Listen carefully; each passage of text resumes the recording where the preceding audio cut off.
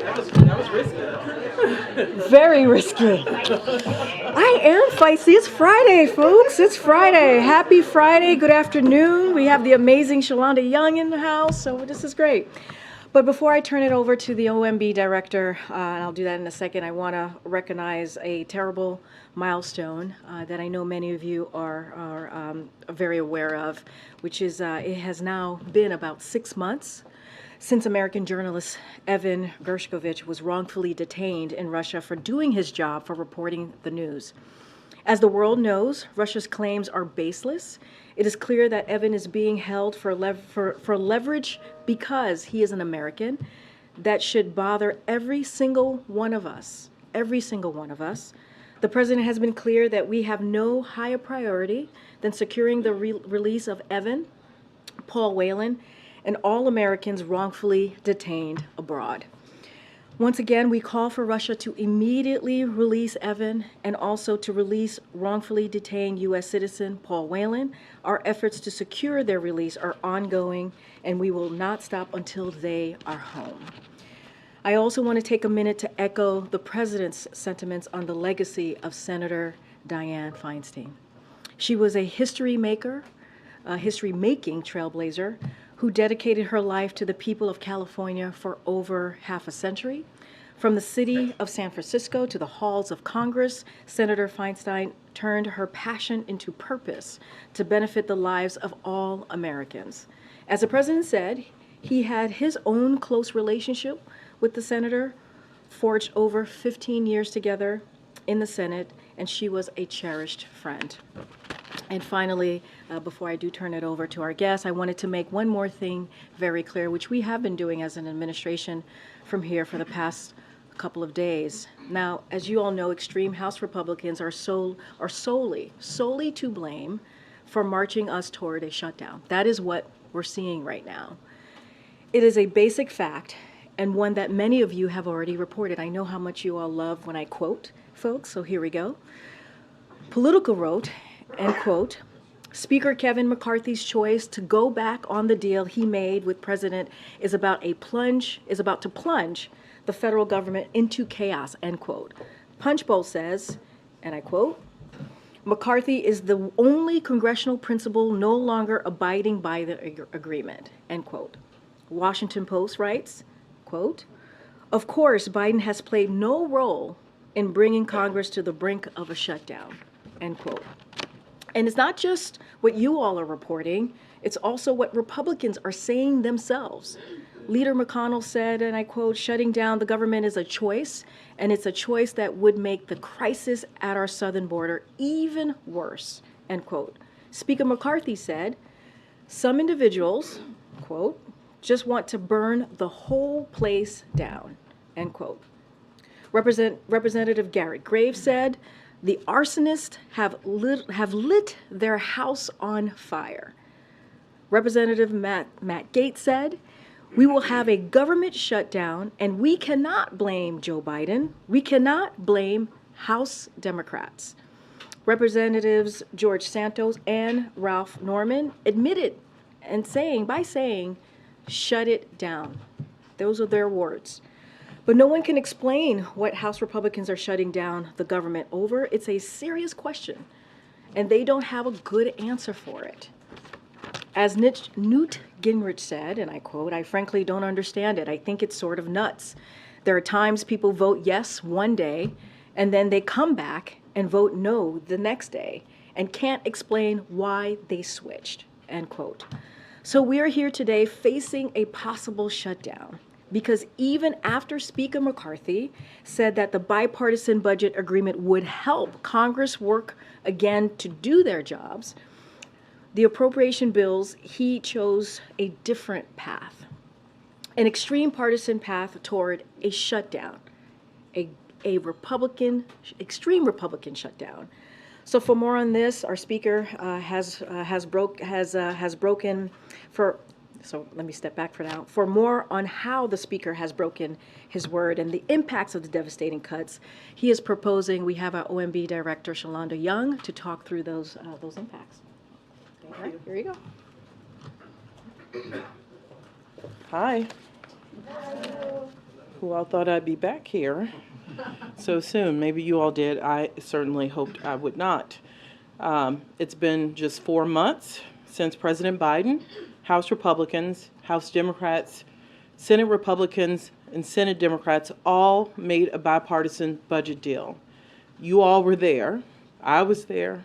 You remember what it took to get to that deal. We shook hands, 2/3 of Congress voted for it, and the President signed it into law. A commitment to the American people that reduced the deficit, protected critical programs, and ensured their government remained open. Today, 4 of those 5 sides I just listed are sticking by that deal. The one side, House Republicans, are refusing to live up to their end of the bargain. They have turned their back on the deal. They are on an island entirely by themselves and entirely of their own making. Their chaos and their chaos alone is now threatening to push us into a shutdown. This is not only a violation of the deal. The President signed this deal into law. And let's be very clear about what they are demanding as a condition of keeping the government open. It's all right there in the CR they're considering right now. Plain black and white, instead of working in a bipartisan fashion to keep the government open, they are now tripling down on their demands to eviscerate programs that the American people rely on. The exact same ransom they sought for honoring the full faith and credit of the United States. Their bill includes devastating 30% cuts. You heard me, 30% cuts. And listen to what that means. It would eliminate 12,000 FBI agents, almost 1,000 ATF agents, and more than 500 local law enforcement. Kick almost 300,000 children out of Head Start. Rob more than 1 million seniors of nutrition services like Meals on Wheels. And guess what? If they don't get their way, if we don't go along with the devastating cuts I just listed here, they want to force a shutdown that will hurt our economy and national security. What would a shutdown mean? More than 2 million service members wouldn't get their paycheck. Long-term disaster recovery would be further delayed. Nutrition assistance for nearly 7 million women and children who rely on WIC would be jeopardized. Small businesses would lose out on more than $100 million a day in loans. What kind of choice is that? In addition to the more than 2 million service members who won't get their paychecks, we're talking about more than 1.5 million federal civilian employees by current estimates, roughly a quarter of whom are veterans, missing paychecks. Meat and food inspectors, Border Patrol agents, air traffic controllers, TSA agents, just a small example. On top of that, federal contractors have no guarantee of back pay. None. The thousands of federal contractors who serve the mission of this country to serve the American people, no guarantee that they're made whole. Folks who I see around my office every day, people you see around here cleaning, who can least afford to miss a paycheck, no guarantee they will be made whole. Our message is simple. House Republicans need to stick to the agreement we already reached and they already voted for. Do the job they were elected to do. And we know it's not a lot to ask for because just yesterday, an overwhelming 76 senators, Democrats and Republicans, voted to move forward on a bipartisan bill to keep the government open. Enough is enough. A deal is a deal. Extreme House Republicans need to stop playing political games with people's lives, keep their promise, and keep the government open. All right, first question. Thank you. Hi, how are you? I know you mentioned a couple workers, cleaning staff, people in your office. Can you give us a bigger picture of who at the White House will be affected? Who will be deemed essential and who will be furloughed, including the press team for Yeah, I think Yeah, no. I'll let them read out the specifics of who will be here, but just like every federal agency, there are legal definitions about who can work during a time of shutdown. No one clearly gets paid, but there are people who will be furloughed, and there are people who will be accepted. And just at a macro level, about 800,000 people would be accepted across the government out of the 1.5 million civilians I talked about, and about 700,000 would be furloughed. I don't want to get into specifics of different agencies and the White House. We can read out, I'm sure you talk to the various offices later. But that is a large amount of people who will be furloughed across the government. The White House and OMB will feel the same as the rest of agencies. We will do the best we can to continue to service the American people. Clearly, our men and women in uniform will be at their duty stations without pay, unfortunately. So we will keep vital national security things going, life and safety. But it will be hard to do everything government should do for the American people in a shutdown. And then quickly, do you and President Biden regret trusting McCarthy? Look, I won't go there. And it's not a trust exercise, right? We passed a law. It's not a trust. I didn't fall backwards in the woods. It's not a trust exercise. Yeah, we're not. We're down. 70% of House Republicans voted for a bill, so it's beyond trust. We have a law. What else are we supposed to do? This president's committed to governing, committed to doing the right thing. This is who the Republican conference elected to be their speaker. He asked to work with us on the budget deal. We did that. We find ourselves here. Thank you. I wondered if you could talk about the U.S. assistance to Ukraine in the face of a shutdown. What happens to it? How does it work? Well, just like the rest of defense and our diplomacy efforts, we do as much as we can. Clearly, there is carryover money to keep some things going, but it's impacted just like if we don't get further assistance, that is impacted. You cannot do more with less when you talk about a wartime effort. It just doesn't exist. And there are rules for a reason. You must have money to buy things. So we also worry about our own stockpiles. So even if we could continue to deliver, what can we do to ensure American readiness does not suffer?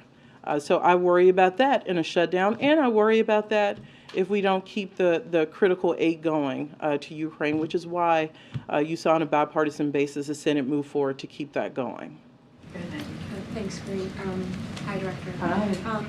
What do you see as the end game here? Are you willing to make any concessions to the hardline Republicans, and for how long are you expecting the shutdown to last? So one, I think you get into real trouble in this town trying to play crystal ball maker. I will tell you what the fastest path is to make sure this does not happen. You saw it in the Senate with bipartisan vote to keep the government running. I think we have to remember what we're talking about. 47 days. Not a year, not two, 47 days. The point of a CR, we call them stopgaps. You keep stuff going. What did you do on September 30th as a government? You should keep doing that on October 1. This is not hard. It is not meant to come back and negotiate and redo things we just agreed to do 3 months ago.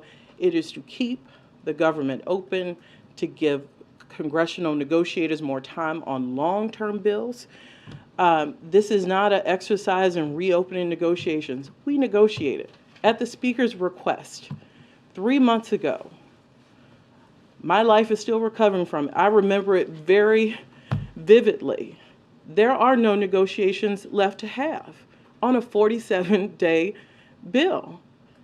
The conversation that needs to happen is with the Speaker and the Republican conference, period. Thank you, Dr. Young. Given that FEMA is already only prioritizing urgent and life and death operations, in the event of a shutdown, how long can even just those operations be sustained?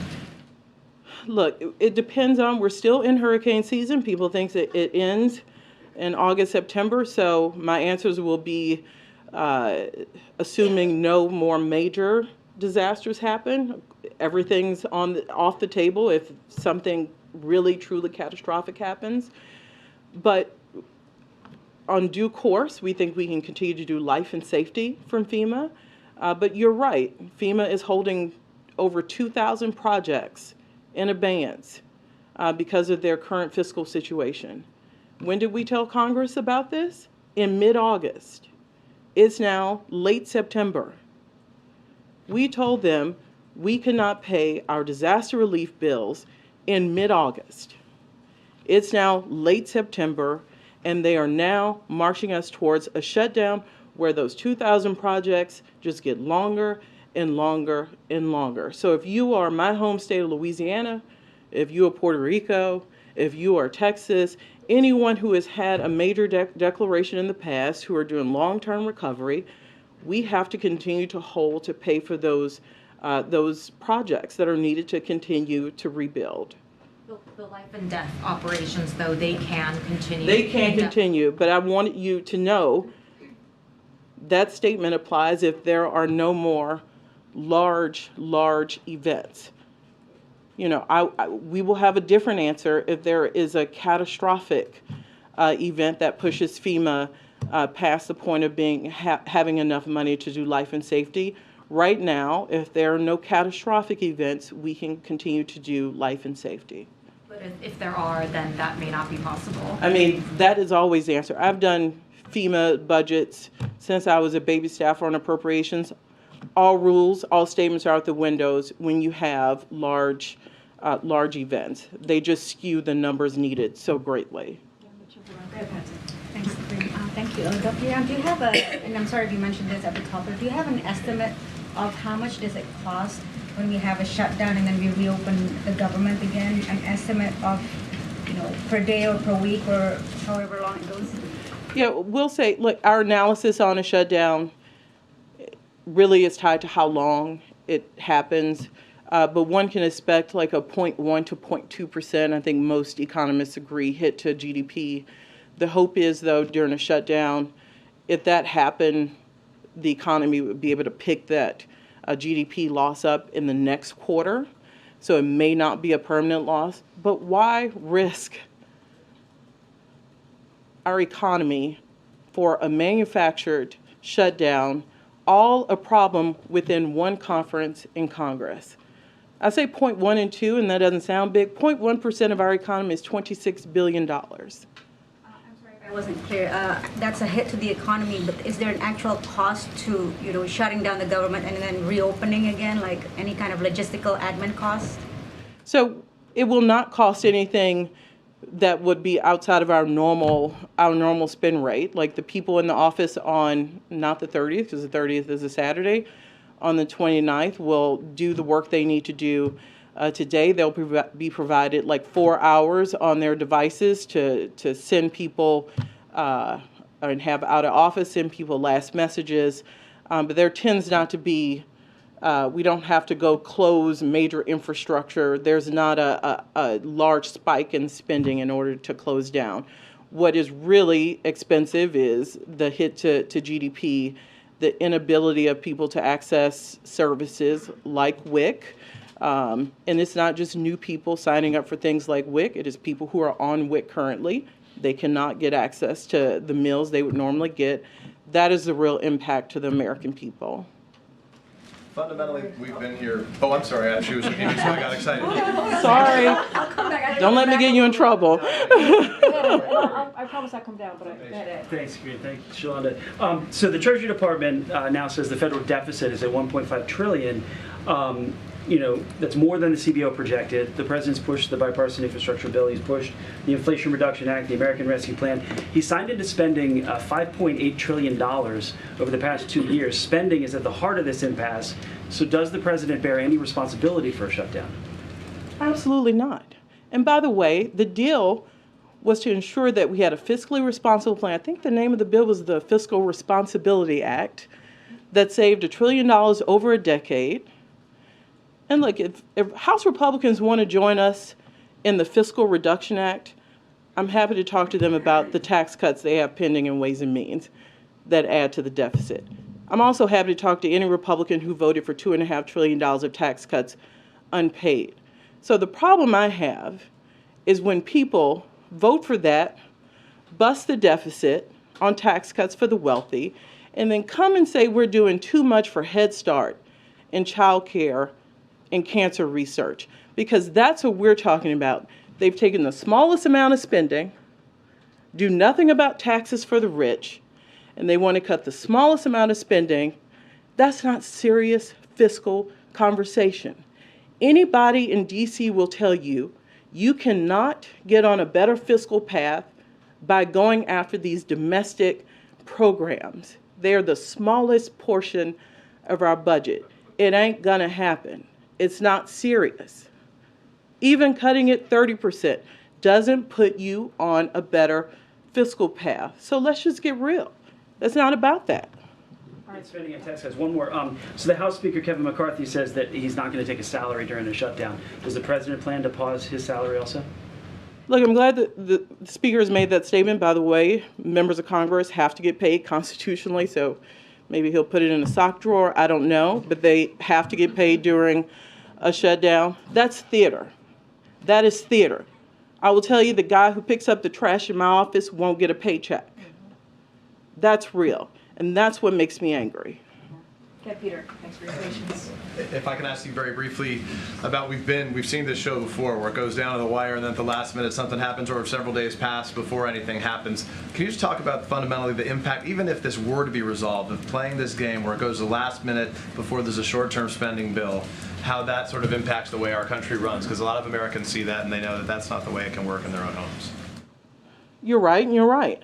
I mean, we have time with the president say there's nothing inevitable in politics. We don't have to go down this road. House Republicans don't have to take us down this road.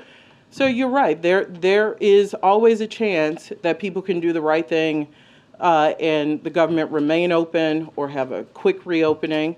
But even getting to this place, there's already been a ton of money lost, right?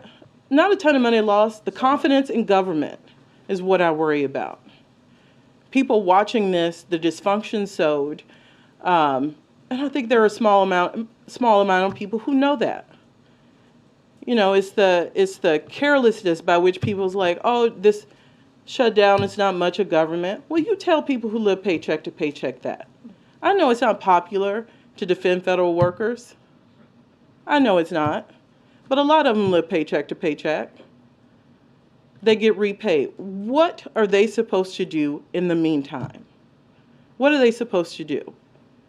And then people can't get government services. You go sign up for WIC. You finally convince his mother it's the right thing to do because a lot of families are embarrassed about taking aid from the government. You finally convince this young mother to go do that. Not available.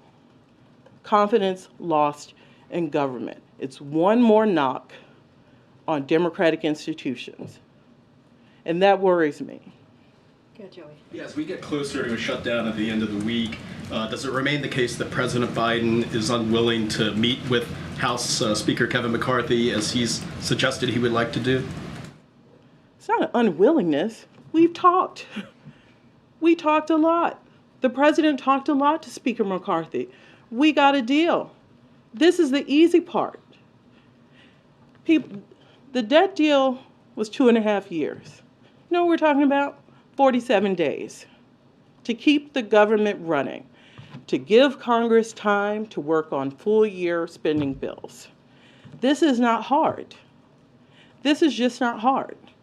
And by the way, every day I read some other reason why they can't vote on the Senate bill, the Senate bipartisan bill.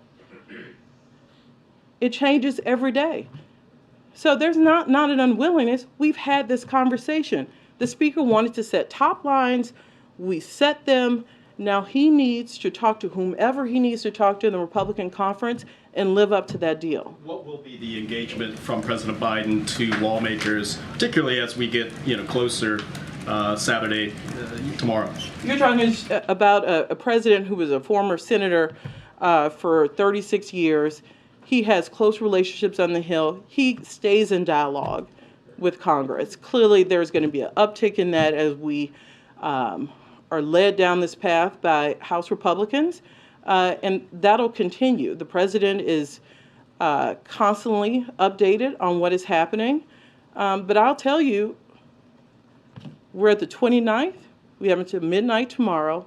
What needs to happen is the one corner out of 5 who is having problems with their votes and their strategies need to find a path to meet the other four corners at the deal we all signed up for in early summer. A couple more. Go ahead, Michael. Thanks, Karine. Director Young, can you talk a bit more about the impact a shutdown will have on the crisis at the southern border? We asked for $4 billion to help deal with migration challenges at the border. You wouldn't know that to hear what Republicans talk about. If border is an issue for House Republicans, where's the dialogue on what the president asked for? To help with enforcement, to help with transportation costs, to help with detention capacity. You know, I've done this a long time. This is just a new interesting time in our political atmosphere where we can't get Republicans to really engage us on more money to help control migration issues at the border. Almost no dialogue, no interest in taking on the president's request, no interest in dealing with the fentanyl issues that we asked for more money to deal with, to put more equipment, to find fentanyl coming through. So there's serious and there's not serious. This president asked for money to help deal with issues that hurt people. Disaster, Ukraine, and border. We appreciate the Senate meeting us to make sure Ukraine aid continues, disaster aid continues. But let's not forget, this president asked for money to deal with the situation at the border, and you're absolutely right, during a shutdown, not only do we not get the $4 billion we asked for to help, we're asking CBP agents, ICE agents, to go without pay. How is that helping?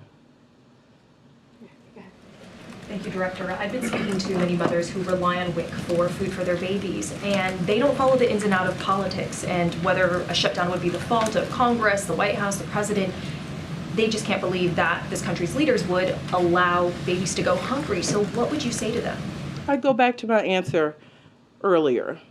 You know, I worry about people's engagement and thought about their government. It worries me tremendously that people will show up on Wednesday or Thursday trying to decide whether they were going to even apply for this aid, because a lot of people don't trust, like their friends tell them to go get this, and they're like, oh, it's going to be difficult, a lot of paperwork. So it takes convincing for people to go seek this aid. And then to be told, never mind, government's closed, shut down. They don't follow the ins and outs. It's a pox on all of our houses. That's why 4 out of the 5 corners are trying not to go there. We're doing everything we can to plead, beg, shame House Republicans, do the right thing, don't have this happen. The cavalierness is what gets me. I've heard people say in the Republican House conference, oh, shutdown's not that bad. It's not like the debt ceiling. Well, you go tell people who cannot pay their daycare bill. You go tell people that. You go tell men and women in uniform that they don't get a paycheck when they show up to work every day.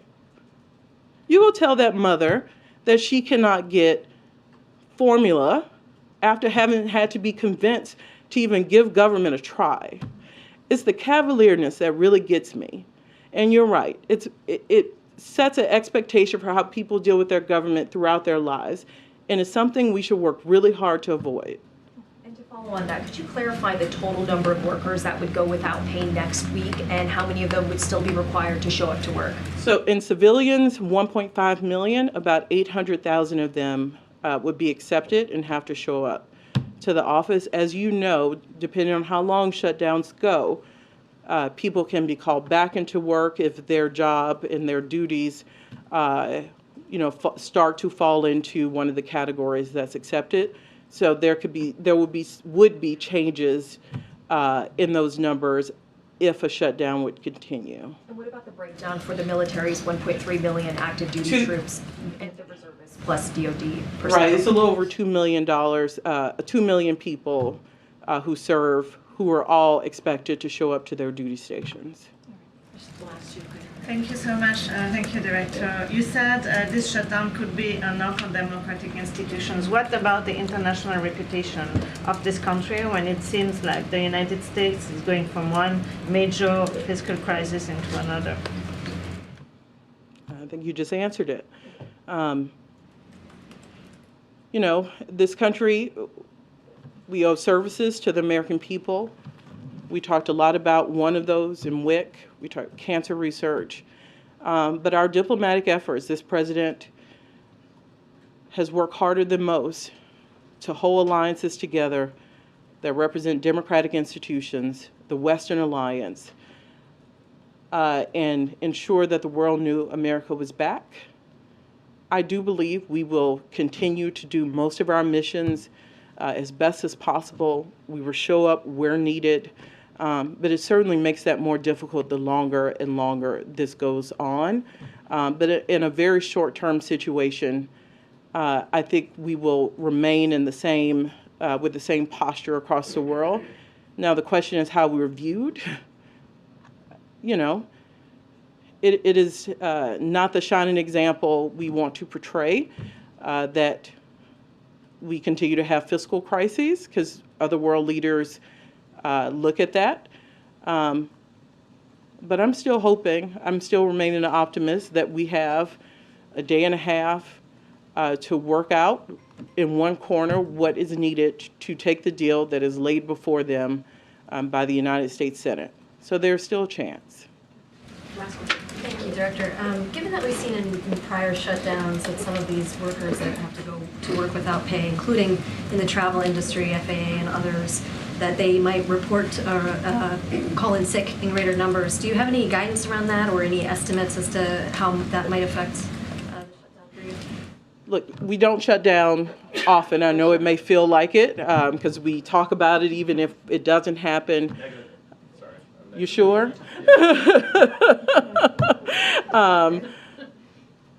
So it doesn't happen often. So there aren't numbers. We certainly have anecdotal evidence that that happens on occasion. And it goes back to what I talked about earlier.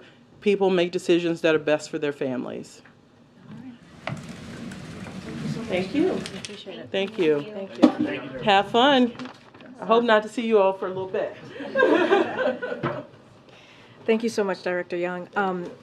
I do want to add to something that the director said, which I think was really important, about how this affects families. I think I've seen on some of the cable news networks this morning, if it was this morning, that you've seen like federal workers being interviewed and members of the military. And you see people, I think one interview, someone was crying about how this is going to affect this shutdown that Republicans in the House are bearing us to is going to affect them. And this is real. This is real life changes and real life impact on people across the country. And there was one military personnel who was interviewed who said that one of the reasons that they went into the military is to have that stability, right? Is to make sure that they have a stability in their life. And when you have one of the five groups who are taking away that stability because of a political stunt, because of their chaos within their own caucus, and they do that to a military member, personnel who is really, truly putting their lives on the line for this country and making a commitment to this country, and they're saying that they no longer have the stability that they thought the military would bring them. I think that's devastating. And that's, this should not be partisan. This should be bipartisan. This is supposed to be the basic duty of Congress to do this, to do their jobs. And it is going to have, if we do indeed have a shutdown, it is going to truly, truly hurt some of the people that we rely on every day, as well as cutting some key programs that families need. With that, Colleen, you want to kick us off? Sure. Can you say anything more about what the president's plans are going to be this weekend in the face of the shutdown? What's he going to be up to? So I can say that the president's going to be in Washington, D.C., and he's going to continue to remain in touch with our team here is going to continue to remain in touch with congressional leaders and the members of both parties. Certainly, he's going to get updates on what's happening on the Hill. But again, if this is going to be the extreme part of the House Republican, it's going to be their shutdown. So I don't expect any travel outside of D.C. from this president. But of course, if that changes, we certainly would communicate that. But the president will be here. He'll be getting updates from his team, and the team more broadly, as you saw, the director was here, and also our Office of Legislative Affairs is going to stay in close touch with leaders, congressional leaders on the Hill. Would he be meeting with anybody in person this weekend? No, I don't have any meetings or to read out as it relates to Congress. But what I can say, this is something, and we've said it over and over again, and it needs to be repeated. This is something that Congress can fix. This is something that those extreme Republicans in the House can fix. They know how to fix this. We just heard the process that the OMB director went through, right, earlier this summer, late spring, on helping to make that bipartisan deal become a law. And so we should not be here. She shouldn't have been here at this podium talking about a potential shutdown. It should not have been this way, and they can fix it. On the auto workers strike, so it's expanded now, and I just wondered if the White House is concerned about broader economic impact of a strike as it sort of wears on. I think it's 2 weeks. So a couple of things, and I've been asked this question about the potential impacts. Look, we always take a look at what a major economic situation the potential impacts could have. Certainly in our economy more broadly, but I will just go back to what I've said. As it relates to the shutdown does not need to happen. These programs that families need should be continuing. We should not be in this position that we're in. This is something that Republicans in Congress and the House more specifically are heading us towards. And you saw there was a chart that was up when we were speaking, and Senate Republicans, Senate Democrats, House Democrats, the president, we're all on the same page. We're all on the same page here. And for some reason, extreme House Republicans refuse. They have refused to get on board here. And as it relates to the shutdown, should not be happening. This can be avoided. They can fix this if they choose. If they choose. Good. Thank you, Karine. I hear what you're saying, and about what? About Republicans. Yeah. And that they have to fix this. It's their problem. It's not ours. And that's exactly what the White House said before the deal was struck about raising the debt ceiling. Mm-hmm. Initially, you guys weren't going to touch any kind of negotiation because you said it was solely up to House Republicans, up to Congress to raise the debt ceiling. But then the president did intervene to avoid the U.S. defaulting. So I'm just trying to understand at what point would the president intervene to avoid a shutdown? So I understand your question as well. Here's the thing, and I think Director Young did a really good job laying this out. What we are talking about is a bipartisan bill that became law. That's what we're talking about, something that became law, that was agreed by the five sides, right? The House Republicans, even themselves, 2/3 of them voted for this. This is law. This is an agreement that was already made, that multiple conversations were had about this. This should be simple. This should be easy. And that's what we're talking about. We're talking about something that already existed not that long ago, that they all literally voted for in the House and in the Senate in a bipartisan way. Something that I've said before, that's what Americans want us to do here in Congress and in the White House, right? In the federal government, to get things done in a bipartisan way so that it helps American families. And what they're doing, they can fix it. There's no conversation that needs to be had because they literally can fix this. It is their chaos. They can fix this. And what they're putting at risk is our economy, our national security, as we just talked about the military personnel. It's we have been able, the president in the last 2 years have been able to get our economy back on track, right? We've talked about the 13.5 million jobs. We've talked about unemployment being under 4%.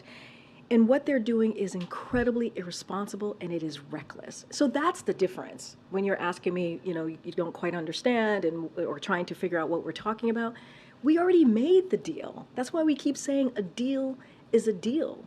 And it's not just, it's majority of Congress that agrees with us, right? When you think about what the Senate actually moved forward and kept their deal. When you think about 77 senators who are moving forward, who voted to move forward with their CR, they are keeping the deal. We're talking about a small fraction of Congress, and that's reckless. That's irresponsible.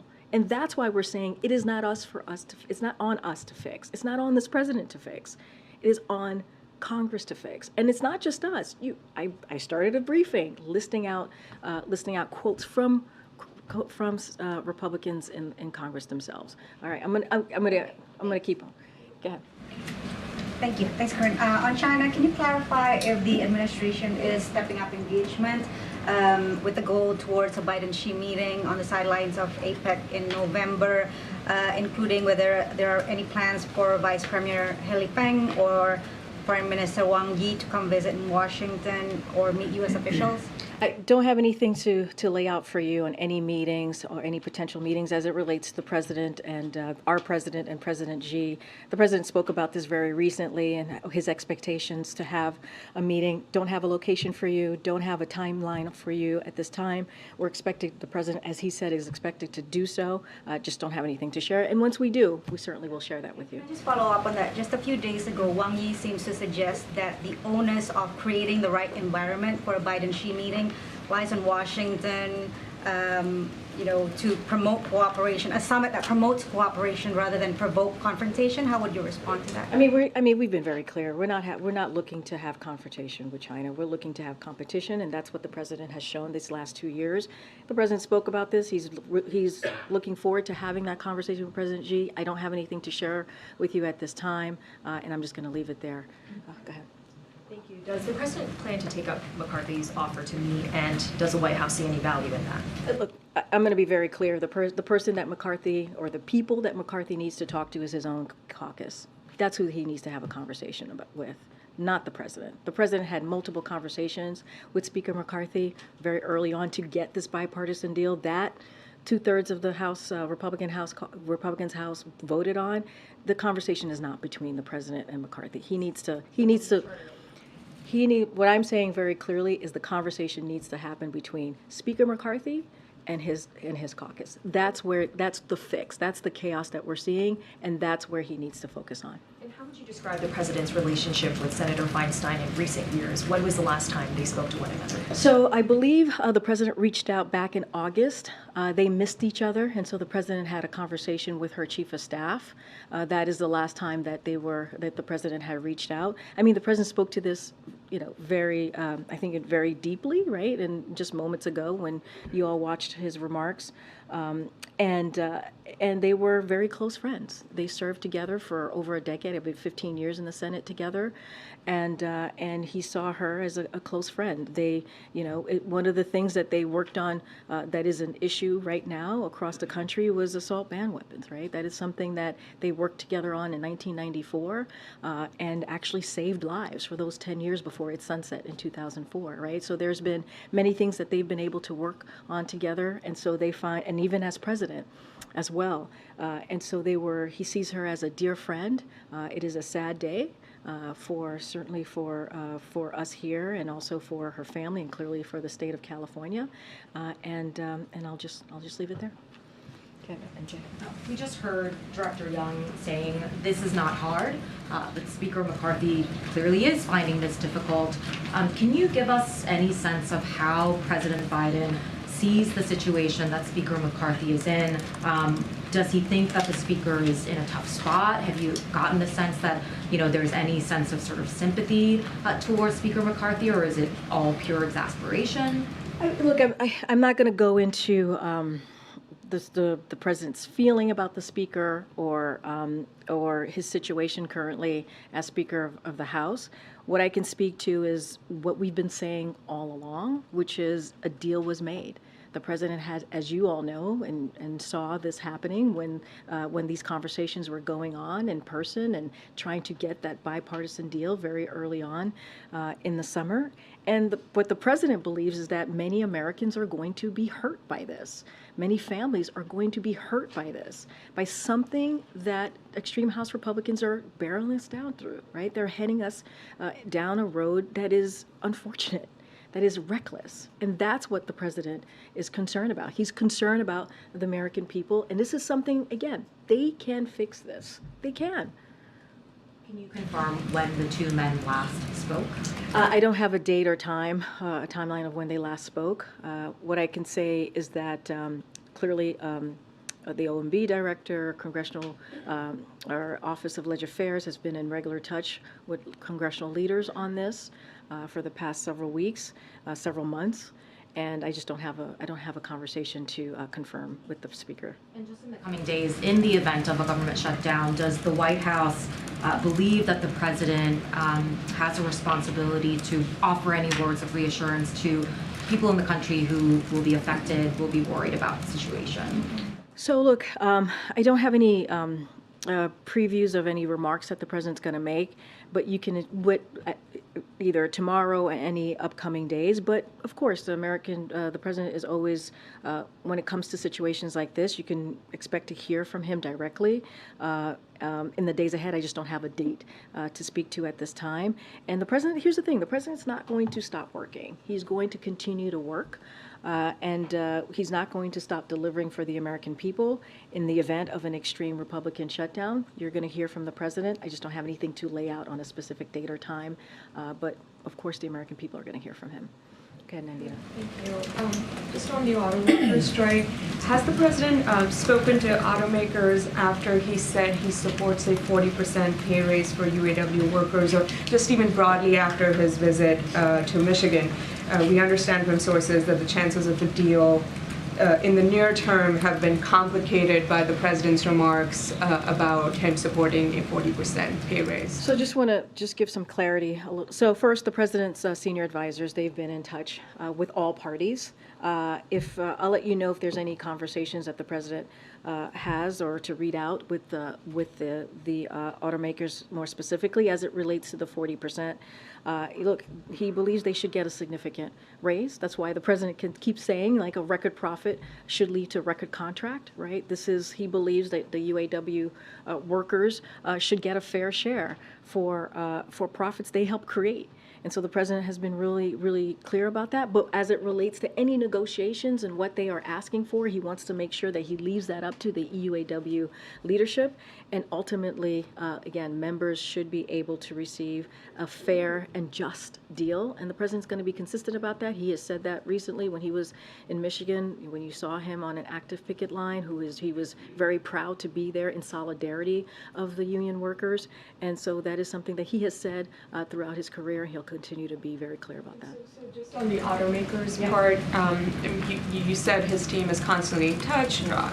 We've known that. Are there any specific sort of conversations after his visit, specifically after those comments that he made? They've been in regular touch. I don't have if they talk today or on Tuesday or Wednesday, but they have been, the senior advisors certainly have been in touch with all parties. They are not, I want to be clear, they're not part of the negotiations. They're not convening all sides. They are just there to offer any assistance that the parties might need. We've been always very clear. It's up to the UAW leadership. It's up to the union to have these, all parties involved to have these negotiation conversations. But again, we've just offered any helpful assistance that they might need. Okay. Can I circle back, thank you, to a question that was asked, I think, of the OMB director, which is essentially if we could get a sense of what the White House will look like during the shutdown and who all folks can anticipate will be here, specifically from the press side, but broadly what the White House will look like. Yeah. So look, you know, and not going to have much more to share than what the OMB director said. You know, many people are going to be furloughed. That's kind of unfortunately how this all works.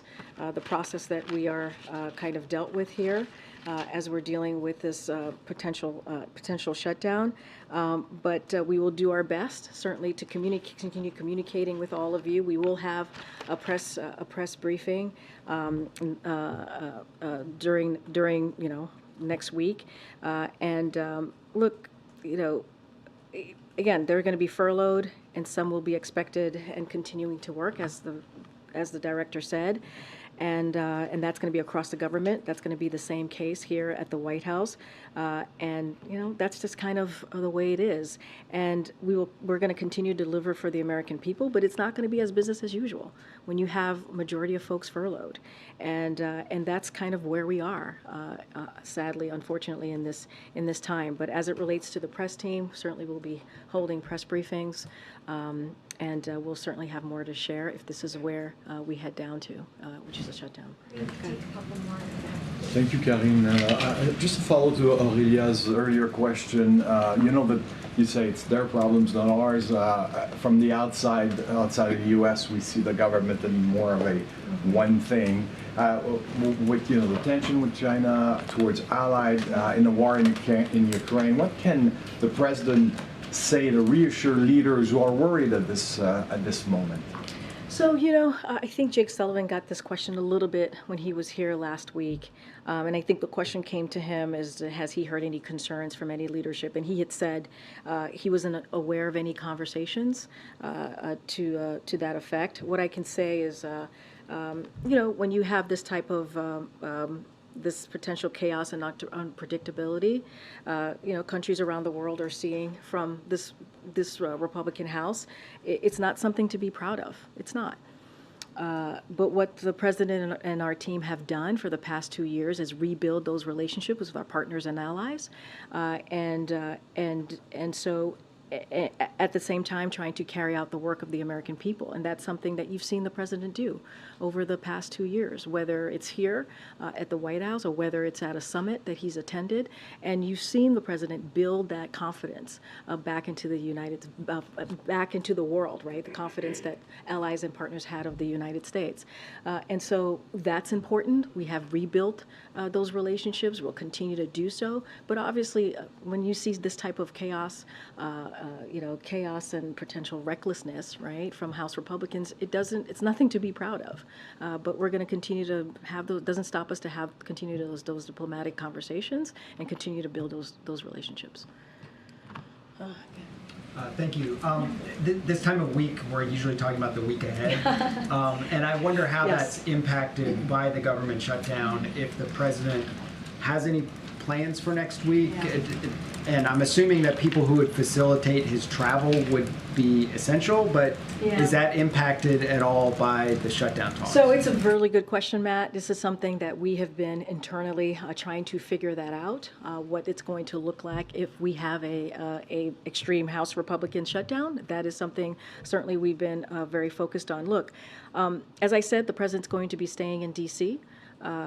You could be assured that the American people and you all are going to hear from him on a regular basis in the next upcoming days because he's going to continue to work for the American people. I can't speak to travel right now. Right now, we're going to focus on just the next couple of days and what that's going to look like. Again, he's going to stay here in D.C. We're going to continue to work for the American people. Yes, people are going to be furloughed. It's not going to be business as usual, but we're going to continue to do our best to work on behalf of the American people. And then it also sounds like you guys don't view there being any need for a negotiation from the White House perspective. So in thinking about like what is the work that he needs to do in your eyes? Is the work communicating to the American people about this, or is there any?